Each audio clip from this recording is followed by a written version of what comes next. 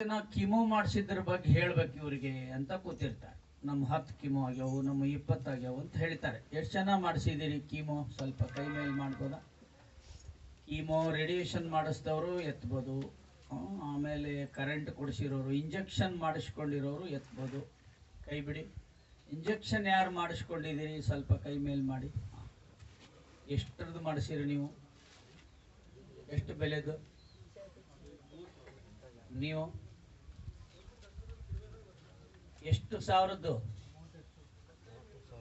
ನಿಮ್ದು 15,000. ಯಾಕೆ ಹೇಳ್ತೀನಿ ಅಂದ್ರೆ ನಿಮ್ಮ ವಿಶ್ವಾಸಕ್ಕೆ ನಿಮಗೂ ಸ್ವಲ್ಪ ಪ್ರೇರಣೆ ಬರಲಿ ಅಂತ ಹೇಳ್ತೀನಿ. 1 ಲಕ್ಷದ ಇಂಜೆಕ್ಷನ್ ಇದೆ ಅಂತ, ಇದಕ್ಕೆ 2 ಲಕ್ಷದ್ದಿದೆ, 4 ಲಕ್ಷದ್ದಿದೆ, 5 ಲಕ್ಷದ್ದು ಇದೆ. ಇತ್ತೀಚಿನ ದಿನಗಳಲ್ಲಿ ಬಂದವರಲ್ಲಿ ಒಬ್ರು 5,15,000 ರೂಪಾಯಿದ ಇಂಜೆಕ್ಷನ್ ಅನ್ನ 35 ಮಾಡಿಸ್ಕೊಂಡು ಇಲ್ಲಿಗೆ ಬಂದಿದೆ. ಇನ್ನು 1 ಲಕ್ಷದ ಒಬ್ರು 38 ಮಾಡಿಸ್ಕೊಂಡು ಬಂದಿದ್ರು. ಈಗ ಹೋದ ವಾರನೇ ಒಬ್ರು 4 ಲಕ್ಷದ್ದು ಅವರು 9 ಮಾಡಿಸ್ಕೊಂಡು ಬಂದಿದ್ರು.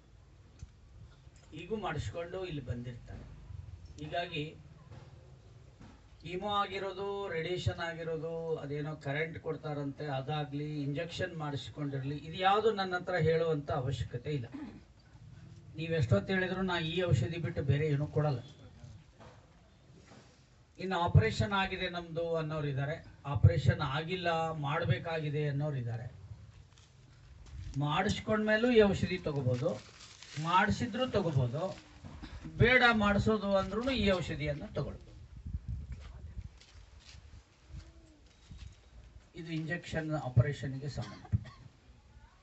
ಇಲ್ಲ ನಮ್ಮ ಮನೇಲಿ ಒತ್ತಾಯ ಮಾಡ್ತಾರೆ ಅಂದ್ರೆ 1-2 ಕಿಮೋ ಮಾಡಿಸ್ಕೋಬಹುದು, ಈ ಔಷಧಿ ಜೊತೆಗೂ ಮಾಡಿಸ್ಕೋಬಹುದು. ಅದು ಕೂಡ ಡೌಟ್ ಇರುತ್ತೆ ಕೆಲವರಿಗೆ. ಇಲ್ಲ ಬಿಟ್ಟು ಬಿಡ್ಬೋದು. ನೀವು ಆಮೇಲೆ ನೋಡಿದ್ರೆ ಗೊತ್ತಾಗುತ್ತೆ. 2ನೇ ಬಾರಿ 3ನೇ ಬಾರಿ ಬಂದವರು ಯಾರು ಮಾಡಿಸ್ಕೊಂಡಿರಂಗೆ ಇಲ್ಲ. ಅವಾಗ ನಿಮ್ಗೆ ವಿಶ್ವಾಸ ಬರುತ್ತೆ. ಇದಿಷ್ಟು ನನ್ನನ್ನು ಪ್ರಶ್ನೆ ಕೇಳಬೇಕಾಗಿರುವಂಥದ್ದು ಎಲ್ಲರೂ. ಇನ್ನು ಶುಗರ್ ಇದೆ, ಕ್ಯಾನ್ಸರ್ನವ್ರಿಗೆ ಏನು ಮಾಡೋದ್ರಿ ಅಂತ ಕೇಳ್ತಾರೆ. ಬೇರೆ ಬೇರೆ ಕಾಯಿಲೆಗೆ ಔಷಧಿ ತಗೋತಾರಲ್ಲ, BP, ಶುಗರ್, ಇದನ್ನೇನು ಮಾಡಬೇಕು? ಯಾವುದೇ ಕ್ಯಾನ್ಸರ್ ಜೊತೆಗೆ ಇನ್ಯಾವುದೇ ಕಾಯಿಲೆಗಿದ್ರೂ ಕೂಡ ಅದರ ಇಂಗ್ಲಿಷ್ ಔಷಧಿಗಳು ನಿಮ್ಮ ಹತ್ರ ಇದ್ರೆ ಇದರ ಜೊತೆಗೆ ಸ್ವಲ್ಪ ತಿಂಗಳು ತಗೋಬಹುದು, ಏನೂ ತೊಂದರೆ ಆಗೋದಿಲ್ಲ. ಹಂತ ಹಂತವಾಗಿ ನಿಲ್ಲಿಸಬೇಕು. ಶುಗರ್ ಇದೆ ಅನ್ನೋರು ಜೇನುತುಪ್ಪ ಇರುತ್ತೆ, ಇದರಲ್ಲಿ ಸ್ವಲ್ಪ ಕಡಿಮೆ ಹಾಕಿ ತಗೋಬೇಕು ಅಷ್ಟೇನೆ. ಇಂಗ್ಲಿಷ್ ಔಷಧಿ ಶುಗರ್ ಇಂದ ಇದ್ರ ಜೊತೆಗೆ ತಗೋಬಹುದು. ಇಷ್ಟಾದ ಮೇಲೆ ಪ್ರಶ್ನೆಗಳು ಮುಗಿದಿದೆ. ಅಕಸ್ಮಾತ್ ಕೀಮೋ ಮಾಡಿಸಿದ್ದು ನಾನು ಹೇಳಿದ್ದೀನಿ, ಹೇಳಬೇಕಾಗಿಲ್ಲ ಅಂತ. ಅಕಸ್ಮಾತ್ ನಾವು ಹೇಳಿದ್ರೆ ಏನು ಮಾಡ್ತೀರಿ ಡಾಕ್ಟ್ರೇ ಅಂದರೆ, ನಮ್ಮ ಇನ್ನೂ ಕಿಮೋ ಅದಾವ್ರಿ ಮತ್ತು ಈಗಾಗಲೇ 20 ಮಾಡಿಸೇವಿ ಅಂದ್ರಂದ್ರೆ ಅವ್ರಿಗೆ ಔಷಧಿನ ಫ್ರೀ ಕೊಡ್ತೀವಿ. ಆದ್ರೆ ರಾತ್ರಿ 10 ಗಂಟೆ ಮೇಲೆ ಕೊಡ್ತೀವಿ. ಅಲ್ಲಿ ಮಠ ಅವ್ರನ್ನ ಹೊರಗಡೆ ನಿಲ್ಲಿಸ್ತೀವಿ. ಪನಿಷ್ಮೆಂಟ್ ಅದು. ಫ್ರೀ ಕೊಡೋದು ರಾತ್ರಿ 10ರವರೆಗೆ ಕೊಡೋದು, 10 ಆದ್ಮೇಲೆ ಕೊಡೋದು. ಅಷ್ಟೊತ್ತಿಗೆ ಇದ್ರೆ ಕೊಡ್ತೀವಿ, ಇರ್ಲಿಕ್ಕಂದ್ರೆ ಇಲ್ಲ. ಎಲ್ಲರಿಗೆ ಕೊಡುವಂಥದ್ದು ಇದು ಮೊದಲಿನಿಂದನೂ ಇದೇ ಸಿಸ್ಟಮ್ ಅಲ್ಲಿ. 5 ಜನ 10 ಜನ ಬರ್ತಿದ್ರಲ್ಲ, ಅವಾಗ್ಲೂ ಇದೇ ಸಿಸ್ಟಮೇ ನಮ್ದು. ನೀವೇನು ಹೇಳಬೇಕಾಗಿದೆ ಅದನ್ನ ನಾ ಹೇಳ್ಬಿಟ್ಟಿದ್ದೀನಿ. ನನ್ನ ಅನುಭವದಲ್ಲಿ ಅದನ್ನ ಹೇಳೋ ಅವಶ್ಯಕತೆ ಇಲ್ಲ ಅಂತ. ಅದಕ್ಕೆ ಸಹಕಾರ ಮಾಡಬೇಕು, ನಿಮಗೆ ಒಳ್ಳೇದಾಗುತ್ತೆ. ಇನ್ನು ಈ ತರ ಒಂದು ಕಾರ್ಡಲ್ಲಿ ಏನು ಅಂಟಿಸಿದೀವಿ, 2 ಕಡೆ ಬರೆದು ಅಂಟಿಸಿದೀವಿ, ಅದನ್ನ ನೋಡಬೇಕು. ಇದರಲ್ಲಿ ಕ್ಯಾನ್ಸರ್ ಕಾಯಿಲೆ ಈ ದಿನಗಳಲ್ಲಿ, ಇತ್ತೀಚಿನ ವರ್ಷಗಳಲ್ಲಿ ತುಂಬಾ ಹೆಚ್ಚಾಗ್ತಾ ಇದೆ. ಯಾಕೆ ಅನ್ನೋ ರೀಸನ್ ಬರೆದಿದ್ದೀನಿ. ಎಷ್ಟಿದ್ದಾರೆ ಈಗ ಅಂದಾಜು 3 ಕೋಟಿ ಇದಾರಂತೆ. 1 ವರ್ಷ ಆಯ್ತು ಭಾರತದಲ್ಲಿ 3 ಕೋಟಿ ಇದ್ದಾರೆ. 24 ಗಂಟೆನಲ್ಲಿ 5,500 ಹೊಸಬ್ರು ಕ್ಯಾನ್ಸರ್ನವರು ಸೇರ್ಪಡೆ ಆಗ್ತಾ ಇದ್ದಾರೆ. ಆದ್ರಾಗ್ಲಿ ಬಿಡ್ರಿ, ನಮ್ಗೇನು, ನಮ್ಗೊಂದು ಔಷಧಿ ಕೊಟ್ಟು ಬಿಡ್ರಿ ಅನ್ಬಾರ್ದು ನಾವೆಲ್ಲ. 2025 ಡಿಸೆಂಬರ್ ಅಷ್ಟೊತ್ತಿಗೆ ಇದೇ ಬೆಳವಣಿಗೆ ಆದರೆ 15 ಕೋಟಿ ಆಗ್ಬಹುದು ಭಾರತದಲ್ಲಿ ಕ್ಯಾನ್ಸರ್ನವರು ಅಂತ ಒಂದು WHO ಹೇಳಿದೆ. ಮೊನ್ನೊಂದು ವರದಿ ಕೊಟ್ಟಿದ್ದಾರೆ, ವಿಶ್ವಕ್ಕೇನೆ ಕ್ಯಾನ್ಸರ್ಗೆ ಕ್ಯಾಪಿಟಲ್ ಕಂಟ್ರಿ ಯಾವುದು ಅಂದ್ರೆ ಭಾರತ ಅಂತ ವಿಶ್ವ ಆರೋಗ್ಯ ಸಂಸ್ಥೆ ಹೇಳಿದೆ. ಇದು ಬಹಳ ನೋವಿನ ಸಂಗತಿ ಆಗಿದೆ. ಯಾವ್ಯಾವುದೋ ದೃಷ್ಟಿಯಲ್ಲಿ ಭಾರತ ಹಾಗಿದೆ ಹೀಗಿದೆ ಅಂತಾರೆ, ಒಳಗಡೆ ರೋಗಿಷ್ಠ ಭಾರತ ಆಗ್ತಾ ಇದೆ.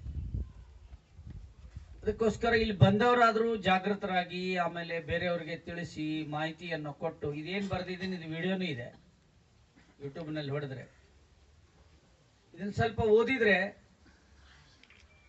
ಸರಿಯಾಗಿ ಮನೆಯಲ್ಲಿ ಅದನ್ನ ಫಾಲೋ ಮಾಡಿದ್ರೆ ಮನೆಯಲ್ಲಿರೋರಿಗಾದ್ರೂ ಬರಲ್ಲ, ಮಕ್ಕಳಿಗೆ ಬರಲ್ಲ ಅನ್ನೋಂಥದ್ದಕ್ಕೋಸ್ಕರ ಇದ್ರಲ್ಲಿ ಬರ್ದಿ. ಈ ಕಡೆ ತಿರುಗಿಸಿದ್ರೆ ಕ್ಯಾನ್ಸರ್ ನನಗೆ ಬರಬಾರ್ದು ಅನ್ನೋದು ನಿಮಗಿದ್ರೆ, ಯಾರಿಗೂ ನಮ್ಮ ಮನೇಲಿ ಬರಬಾರ್ದು ಅಂದ್ರೆ ಈಗ ಬಂದಿರೋರ್ಗೂ ಬೇಗ ವಾಸಿ ಆಗ್ಬೇಕಾದ್ರೆ ಈ ಕಡೆ ಏನ್ ತಿಂದ್ರು ಒಳ್ಳೇದು ಅಂತ ಬರ್ದಿದ್ದೆ. ಏನ್ ಆಹಾರ ಊಟ ಮಾಡಬೇಕು ಅನ್ನೋದನ್ನ ಇಲ್ಲಿ ಬರ್ದಿ. ಈ ಕಡೆ ಕ್ಯಾನ್ಸರ್ ಬರಬಾರ್ದು ಅಂದ್ರೆ ಏನ್ ತಿನ್ಬಾರ್ದು ಅಂತ ಬರ್ದಿದ್ದೆ. ಅದನ್ನ ತಿನ್ಬಾರ್ದು, ಅದನ್ನ ಹೋಗಿ ಓದಿ ಟ್ರೈ ಮಾಡಬಾರ್ದು, ಫೋನ್ಯಾಗ ಸಿಗ್ಲಿಲ್ರಿ ಅಂತ ಹೇಳಿ. ಇದ್ರಾಗೆ ಮೈದಾ ಹಿಟ್ಟು ಬ್ರೆಡ್ ತಿನ್ಬಾರ್ದು ಅಂತ ಬರ್ದೀನಿ.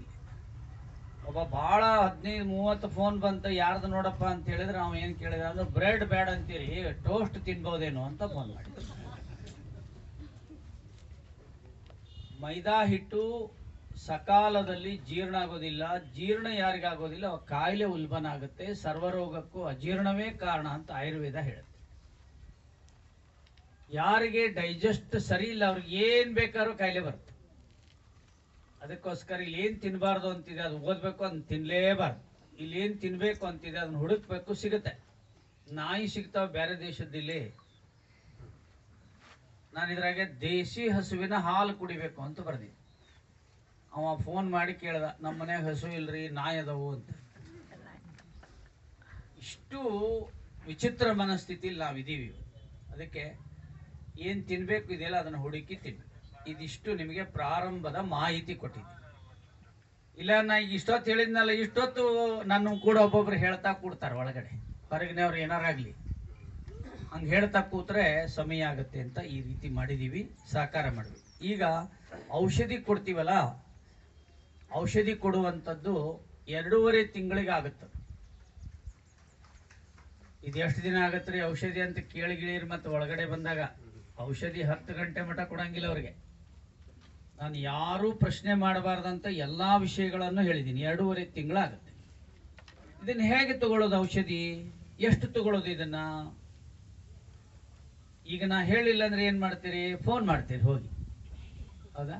ನಾ ಯಾವ ಮಿನಿಸ್ಟರ್ ಮಾಡಿದ್ರು ತಗೊಳ್ಳಲ್ಲ, ಫೋನೇ ನೋಡಂಗಿಲ್ಲ. ನಾ ಇಲ್ಲಿ ಬರ್ದಿದ್ದೀನಿ, ಬರೆದದ್ ನೋಡಿ ಮಾಡ್ಬೋದು, ವಿಡಿಯೋ ನೋಡಿ ಮಾಡ್ಬೋದು, ಗೊತ್ತಾಯ್ತಾ? ಬೆಳಿಗ್ಗೆ 1 ಲೋಟ ನೀರು ತೋರಿಸ್ತಾನೆ ನೋಡಿ, ಲೋಟ ವಾಟೆ ಅಥವಾ ಗ್ಲಾಸ್ ಅಂತ ಹೇಳ್ತೀವಿ, ಇಷ್ಟಿದ್ರೆ ಸಾಕು. ಚಿಕ್ಕ ಮಕ್ಕಳಿದ್ರೆ ಅದು ಬೇರೆ ಹೇಳ್ತೀನಿ. ಇಷ್ಟು ಲೋಟ ಕಾಯಿಸಿ ಆರಿದಂತ ವಾರ್ಮ್ ವಾಟರ್, ಉಗುರು ಬೆಚ್ಚಗೆ ನೀರು, ಸಣ್ಣ ಚಮಚ, ಇದರಲ್ಲಿ 3 ಚಮಚ ಔಷಧಿಯನ್ನ ಹಾಕಿ ಸೇವಿಸಬೇಕು ಅಂತಿದೆ. ಗ್ಲಾಸ್ ಬಾಟಲ್ ಅಂತ ಬರ್ದಿದ್ದೀನಿ ಬ್ರಾಕೆಟ್. 2 ಬಾಟ್ಲ್ ಇರುತ್ತೆ, 2 ಒಂದೇ, ಅದು ಒಂದಾದ್ಮೇಲೆ ಒಂದು ಉಪಯೋಗಿಸ್ಬೇಕು. ಈಗ 3 ಚಮಚ ಅಂತ ಏನು ಹೇಳಿದೀವಿ ಬರ್ದಿದೀವಿ, ಅದನ್ನ ಪ್ರಾರಂಭದ 1 ತಿಂಗಳ ಎಲ್ಲರೂ 1.5 ಚಮಚ ಹಾಕಿ ಸೇವಿಸ್ಬೇಕು. ಇದು ಬೆಳಗಿನ ಔಷಧಿ, ಉಪಹಾರ ಮಾಡೋ ಮೊದಲು, ಅಂದ್ರೆ ಸೂರ್ಯೋದಯಕ್ಕೆ ಮೊದಲೇ ತಗೋಬೇಕು ಅದನ್ನ ಔಷಧಿ, ತುಂಬಾ ಒಳ್ಳೇದು. ಇನ್ನು ಮಧ್ಯಾಹ್ನ ಸೇಮ್ ನೀರು, ಉಗುರು ಬೆಚ್ಚಗೆ ನೀರು, ಮಧ್ಯಾಹ್ನ ಊಟ ಮಾಡೋ ಮೊದಲು. 1 ಚಮಚ ವೀಟ್ ಗ್ರಾಸ್ ಪೌಡರ್ ಅಂತ ಬರ್ದಿದ್ದೀನಿ, ಅದರಲ್ಲಿ ಇರುತ್ತದು ಗೋಧಿ ಹುಲ್ಲಿನ ಪುಡಿ, ಅದನ್ನ 1 ಚಮಚ ಹಾಕಬೇಕು ಅಂತಿದೆ. 1 ತಿಂಗಳು ಅರ್ಧ ಚಮಚ ಹಾಕಿ ಕುಡಿ. ರಾತ್ರಿ ಮತ್ತೆ ಅದೇ ರೀತಿ ಉಗುರು ಬೆಚ್ಚಗೆ ನೀರು, ವಾರ್ಮ್ ವಾಟರು, ರಾತ್ರಿ ಊಟ ಮಾಡುವ ಮೊದಲು ಅಥವಾ ಊಟ ಮಾಡದೇ ಇರೋರಿದ್ರು ನಡೀತು. ಅದರೊಳಗಡೆ ಅರ್ಧ ಚಮಚ ಅಮರನಾಥ ಭಸ್ಮ ಅಂತಿದೆ, ಅದನ್ನ ಅರ್ಧ ಚಮಚ ಹಾಕಬಾರ್ದು, ಅರ್ಧದ್ರಲ್ಲಿ ಅರ್ಧ 1/4 ಚಮಚ ಅಂದ್ರೆ 1/4 ಸ್ಪೂನ್ ಹಾಕ್ಬೇಕು ನೀರಿಗೆ. 1 ಚಮಚ ಜೇನುತುಪ್ಪ ಅಂತ ಬರ್ದಿದ್ದೀನಿ, ಅದರಲ್ಲೇ ಹಾಕಬೇಕು. ಅದನ್ನ ಸದ್ಯಕ್ಕೆ ಅರ್ಧ ಚಮಚ ಹಾಕಬೇಕು. ಶುಗರ್ ಇರೋರಿದ್ರೆ 4-5 ಡ್ರಾಪ್ ಹಾಕಿದ್ರೆ ಸಾಕು. ಹಾಕಿ ಕಲಿಸ್ಕೊಂಡು ರಾತ್ರಿ ಕುಡಿಬೇಕು ಊಟಕ್ಕೆ ಮೊದಲು. ಆಮೇಲೆ ಊಟ ಮಾಡ್ಬೋದು, ಇಲ್ಲ ಊಟ ಮಾಡೋದಿಲ್ಲ ನಾವು ಅಂದ್ರೂ ಬಿಡ್ಬೋದು. ಇದು 3 ಸೇವನೆ ಮಾಡೋ ಔಷಧಿ ಬಗ್ಗೆ ಹೇಳಿದ್ದೀನಿ. ಎಲ್ಲರಿಗೂ ಸ್ಪಷ್ಟ ಆಗಿರ್ಬೋದು ಅಂತ ತಿಳ್ಕೊಂಡಿದ್ದೆ. ಇನ್ನು ಒಂದು ಮೂಗಿಗೆ ಹಾಕುವಂತ ಡ್ರಾಪ್ ಇದೆ.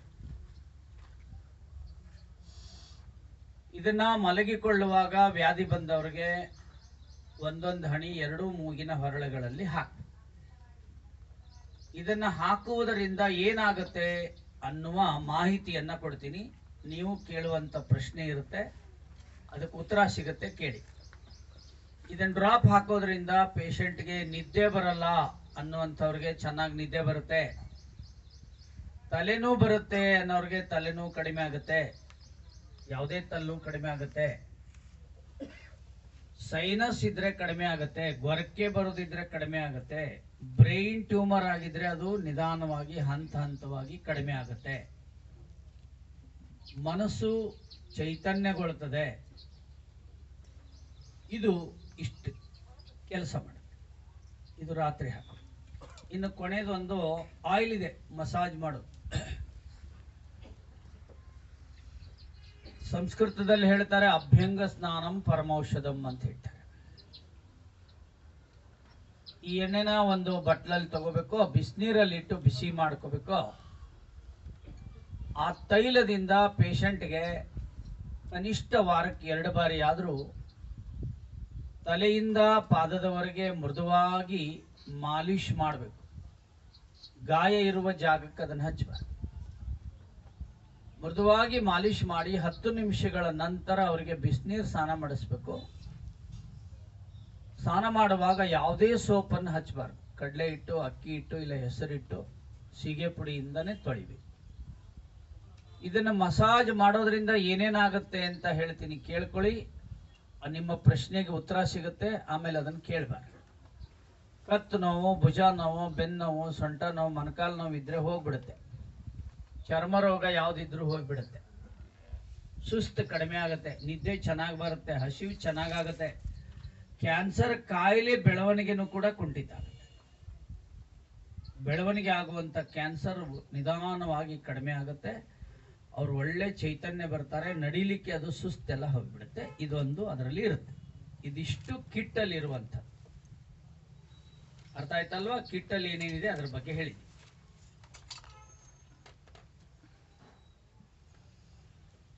ಇನ್ನು ಮಹಿಳೆಯರದೊಂದು ಪ್ರಶ್ನೆ ಇರುತ್ತೆ, ಡೇಟ್ ಬಂದ್ರೆ ಮಂತ್ಲಿ ಮುಟ್ಟಿನ ಸಮಯದಲ್ಲಿ ಔಷಧಿ ತಗೋಬೇಕೋ ಬೇಡವೋ ಅಂತ ಕೇಳೋರು ಇರ್ತಾರೆ.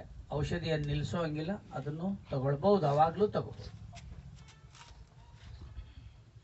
ಇನ್ನು ಮನೆಯಲ್ಲಿ ಒಂದು ಹೋಮ್ವರ್ಕ್ ಇರುತ್ತೆ ಸ್ವಲ್ಪ. ಇದೆಲ್ಲ ಮಾಡಬೇಕು. ಇದರ ಜೊತೆಗೆ ಬೆಳಿಗ್ಗೆ ಒಂದು ಔಷಧಿ ತಗೊಂಡು ಉಪಹಾರ ಆದಮೇಲೆ 1 ಗಂಟೆ ಬಿಟ್ಟು ಒಂದ್ಸಾರಿ ತುಳಸಿಯಿಂದ ಮಾಡಿರುವಂಥ ಕಷಾಯವನ್ನ ಕುಡಿಸ್ಬೇಕು ಪೇಷಂಟ್ಗೆ. ಅವ್ರು ಎಷ್ಟು ಸಾಧ್ಯನೋ ಅಷ್ಟು, 1 ಕಪ್, ಅರ್ಧ ಕಪ್ ಕುಡಿ. 1 ಕಪ್ ನೀರು, 10-15 ತುಳಸಿ ಎಲೆ, 2 ಕಾಳು ಮೆಣಸು, ಸ್ವಲ್ಪ ಬೆಲ್ಲ ಹಾಕಿ ಚೆನ್ನಾಗಿ ಕುದಿಸಿ ಕುಡಿಸ್ಬೇಕು. ಕುಟ್ಟಿ ಹಾಕ್ಬೇಕು ತುಳಸಿ, ಕಾಳು ಮೆಣಸು. ಈ ಔಷಧಿ ಕುಡಿಯೋದ್ರಿಂದ ಕ್ಯಾನ್ಸರ್ಗೂ ಇದು ಒಳ್ಳೆಯದು. ಜೊತೆಗೆ ಬಾಯಲ್ಲಿ ಗಾಯ, ಹುಣ್ಣಾದ್ರೆ ವಾಸಿ ಆಗುತ್ತೆ. ಕೆಮ್ಮು, ನೆಗಡಿ, ಕಫ, ಅಸ್ತಮಾ, ಅಲರ್ಜಿ ಇತ್ತಂದ್ರೆ, ಜ್ವರ ಬರ್ತಿದ್ರೆ ಪೇಷಂಟ್ಗೆ ಕಡಿಮೆ ಆಗುತ್ತೆ. ಗಂಟ್ಲಲ್ಲಿ ಆಹಾರ ಇಳಿತಾ ಇಲ್ಲ ಅಂದ್ರೆ ಇಳಿಲಿಕ್ಕೆ ಇದು ಸಹಾಯ ಮಾಡುತ್ತೆ. ಇದೊಂದು ಔಷಧಿ ಮನೆಯಲ್ಲಿ ಮಾಡಬೇಕು. ನನ್ನ ಹತ್ರ ಒಳಗೆ ಬಂದು ಕೆಮ್ಮು ಐತ್ರಿ ಅಂತ ಹೇಳಿದ್ರಿ ಅಂದ್ರೆ ಔಷಧಿ ಕೊಡೋದಿಲ್ಲ, ನೆನ್ಪಿಟ್ಕೋಬೇಕು. ಮಧ್ಯಾಹ್ನ 12 ಗಂಟೆ ಅಷ್ಟೊತ್ತಿಗೆ, ಮಧ್ಯಾಹ್ನ ಔಷಧಿ ತಗೊಳ್ಳೋಕ್ಕಿಂತ ಮೊದಲೇನೆ 1 ಲೋಟ ಬಿಸಿನೀರಿಗೆ ಅರ್ಧ ನಿಂಬೆ ಹಣ್ಣನ್ನ ಕುಯ್ದು ಹಿಂಡಿ ಅದನ್ನು ಕುಡಿಬೇಕು. ಇಷ್ಟು ಕುಡಿದ್ರೆ ನಮ್ಮ ಪ್ರಕಾರ ನಮ್ಮ ಔಷಧಿಯಲ್ಲಿ ಕೀಮೋ ಮಾಡಿಸ್ಕೊಳ್ಳೋ ಅವಶ್ಯಕತೆ ಇಲ್ಲ. ₹1 ಕೀಮೋ ಆಗ್ಬಿಡ್ತದೆ. ಸಾಯಂಕಾಲ 5 ಗಂಟೆಗೆ ಯಾವುದಾದ್ರೂ ದ್ವಿದಳ ಧಾನ್ಯಗಳನ್ನು ತಂದು ಮೊಳಕೆ ಹೊಡೆಸ್ಕೋಬೇಕು. ಆ ಮೊಳಕೆ ಹೊಡೆದ ಕಾಳುಗಳನ್ನ 1 ಕಪ್ ರಸ ಮಾಡಿ ಕುಡಿಬೇಕು. ಬೇಯಿಸಬಾರ್ದು ಅದನ್ನು, ಹಸಿ ರಸ. ಎಷ್ಟು ಸಾಧ್ಯನೋ ಒಂದು 4-5 ಗುಟುಕ ಅಥವಾ ಅರ್ಧ ಕಪ್ ಕುಡಿದ್ರೆ ತುಂಬಾ ಒಳ್ಳೆಯದು ಕ್ಯಾನ್ಸರ್ಗೆ. ಇದನ್ನೊಂದು ಮನೆಯಲ್ಲಿ ಮಾಡಬೇಕು. ಇದಿಷ್ಟು ಸೇವನೆ ಮಾಡೋದ್ರ ಬಗ್ಗೆ ಎಲ್ಲ ಹೇಳಿ. ಇನ್ನು ನಮಗೆ ಎಲ್ಲ ಹೇಳಿದಕ್ಕಿಂತ ಬಹಳ ಮುಖ್ಯವಾಗಿರೋದೇನು, ಕ್ಯಾನ್ಸರ್ ಬರಲೇಬಾರದು ನಮಗೆ ದೇಶಕ್ಕೆ ಅಂತ ಇದ್ರೆ ಅಡಿಗೆಗೆ ಹಾಕೋ ಉಪ್ಪನ್ನ ಬಿಳಿ ಉಪ್ಪು ತಿನ್ಬಾರ್ದು. ಕೆಂಪುಪ್ಪು ಅಥವಾ ಕಲ್ಲುಪ್ಪು ತಿನ್ಬೇಕು. ಸೈಂದ್ರ ಲವಣ ಅಂತಾರಲ್ಲ ಅದನ್ನೇ ತಿನ್ಬೇಕು. ಖಾರ ಬೇಕು ಅಂದ್ರೆ ಕಾಳುಮೆಣಸು ಮಾತ್ರ ಬಳಸಬೇಕು ಕ್ಯಾನ್ಸರ್ ಬಂದವರಿಗೆ.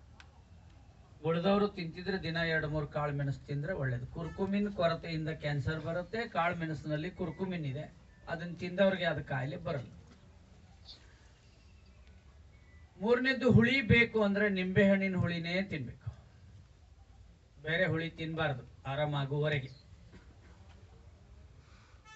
ಸಿಹಿ ಬೇಕು ಅನ್ಸಿದ್ರೆ ಸಕ್ಕರೆ ಒಟ್ಟು ತಿನ್ಬಾರ್ದು, ಆರ್ಗ್ಯಾನಿಕ್ ಬೆಲ್ಲನೇ ತಿನ್ಬೇಕು.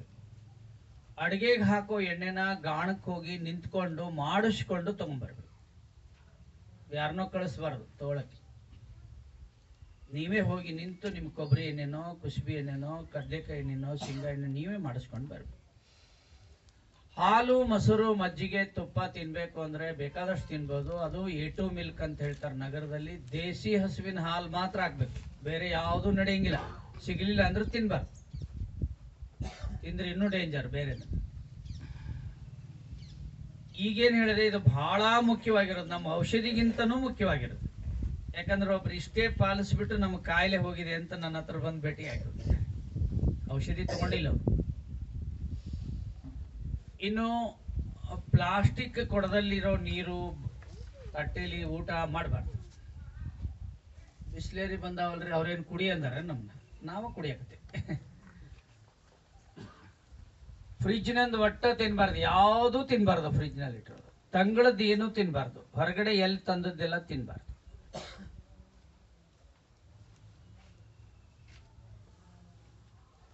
ಆಮೇಲೆ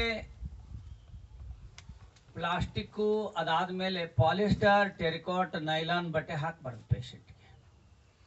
ಮೊಬೈಲು ಟಿವಿ ನೋಡ್ಕೊತ ಮಲ್ಕೋಬಾರ್ದು, ಕ್ಯಾನ್ಸರ್ ಅದು. ಯಾವಾಗ ಮೆದುಳಿಗೆ ಪ್ರೆಷರ್ ಬೀಳ್ತದೆ ಆವಾಗ ದೇಹದಲ್ಲಿ ನಿರೋಧಕ ಶಕ್ತಿ ಕಡಿಮೆ ಆಗ್ತದೆ. ನಿರೋಧಕ ಶಕ್ತಿ ಕಡಿಮೆ ಆಯ್ತು ಅಂದ್ರೆ ಕಾಯಿಲೆ ಉಲ್ಬಣ. ಅವ್ರು ಯಾಕಾರ ಬಡ್ದಾಡ್ಕೊಳ್ಳಿ, ಎಷ್ಟರ ಸೀಟ್ ಬರಲಿ, ಅವ್ರು ನಮ್ಗೆ ಹಾಕ್ಬೇಕು, ಆರಾಮಾಗ್ಬೇಕು ಅಷ್ಟೇ.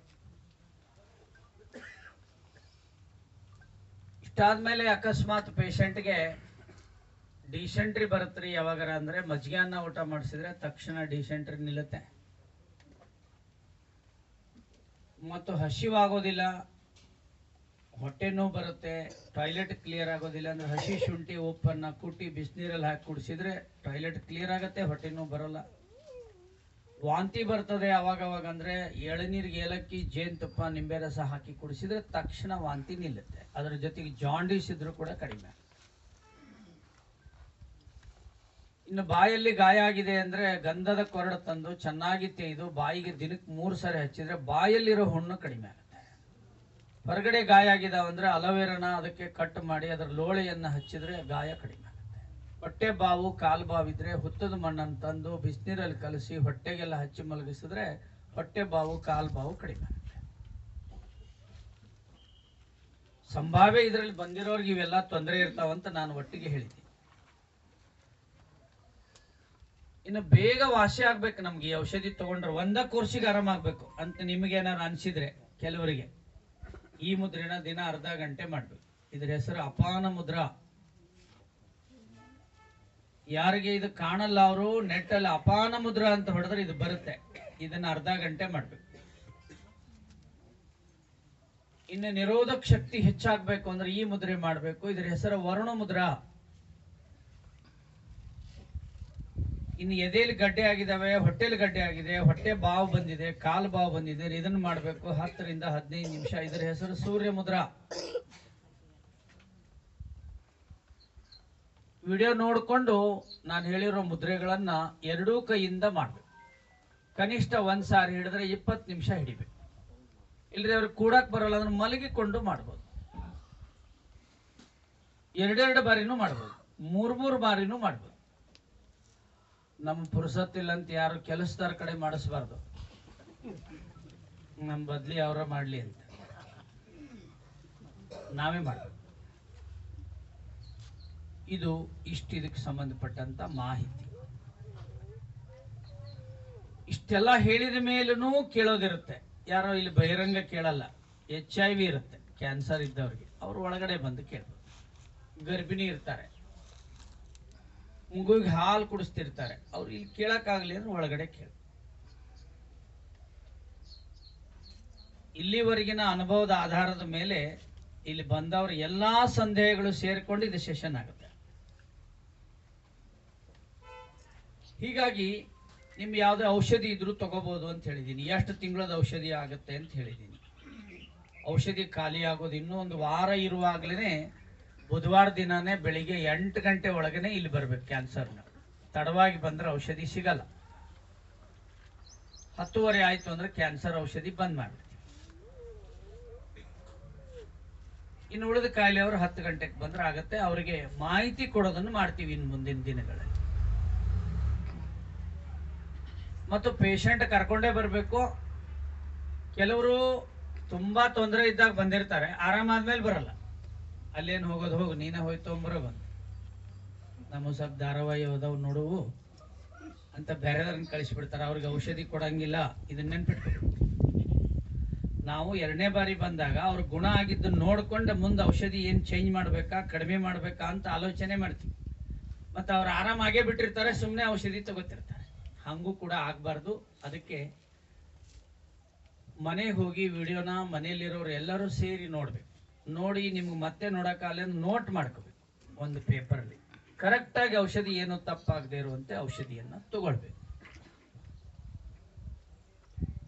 ನಿಮ್ಮೆಲ್ಲರಿಗೂ ಆದಷ್ಟು ಬೇಗ ಈ ಕ್ಯಾನ್ಸರ್ ಕಾಯಿಲೆಯಿಂದ ಮುಕ್ತರಾಗಬೇಕು ಅಂಥೇಳಿ ನಾನು ಧನ್ವಂತರಿ ಹತ್ರ ಪ್ರಾರ್ಥನೆ ಮಾಡ್ತೀನಿ. ಎಲ್ಲರಿಗೂ ನಮಸ್ಕಾರ. ಈ ವಿಡಿಯೋ ಬಂದ್ ಮಾಡ್ರಿ ಎಲ್ಲರೂ. ಇನ್ನು ಮುಂದಿಂದ ಯಾವುದು